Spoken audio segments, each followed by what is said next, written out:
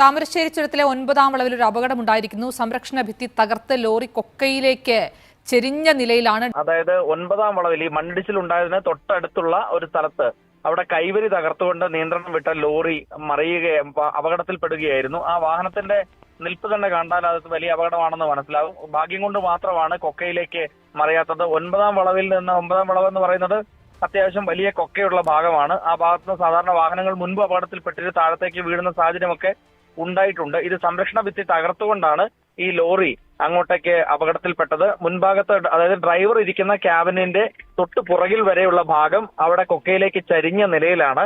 ആദ്യം ഡ്രൈവർ അതിൽ കുടുങ്ങിപ്പോയിരുന്നു. പിന്നീട് അവിടെ ഉണ്ടായിരുന്ന ആളുകളും ഞാൻ മനസ്സിലാക്കുന്നത് പോലീസും ഉൾപ്പെടെ അതിൽ ഈ ആളെ ഡ്രൈവറെ രക്ഷപ്പെടുത്തി പുറത്തേക്ക് ഇറക്കുകയായിരുന്നു എന്നതാണ്. ഏറ്റവും പ്രധാനപ്പെട്ട മറ്റൊരു പ്രശ്നം, അപകടം ഉണ്ടാക്കുന്നത് ട്രാഫിക് ഗതാഗതം അവിടെ തടസ്സപ്പെടുത്തിയാൽ ഉണ്ടാകുന്ന മറ്റൊരു പ്രതിസന്ധി മഴ പെയ്യുമ്പോൾ എന്ത് ചെയ്യും എന്നതാണ്. കാരണം അവിടുത്തെ സാഹചര്യത്തിൽ അവിടെ വാഹനങ്ങൾ നിർത്താനോ അല്ലെങ്കിൽ ഗതാഗത കുരുക്കുണ്ടാവുകയോ ചെയ്തു കഴിഞ്ഞാൽ മണ്ണിടിച്ചിലുള്ള സ്ഥലത്ത് പ്രതിസന്ധി ഉണ്ടാകും. അതുകൊണ്ട് അതിനനുസരിച്ചുള്ള ക്രമീകരണമാണ് ഇപ്പോൾ ചെയ്യുന്നത്. ഇന്നിപ്പോൾ മൾട്ടി ആക്സൽ വാഹനങ്ങൾ കടത്തിവിടാനുള്ള ഒരു തീരുമാനം കൂടി എടുത്തതിന് പിന്നാലെയാണ് ഈ അപകടം ഉണ്ടായത് എന്നതാണ് ഏറ്റവും പ്രധാനപ്പെട്ട കാര്യം.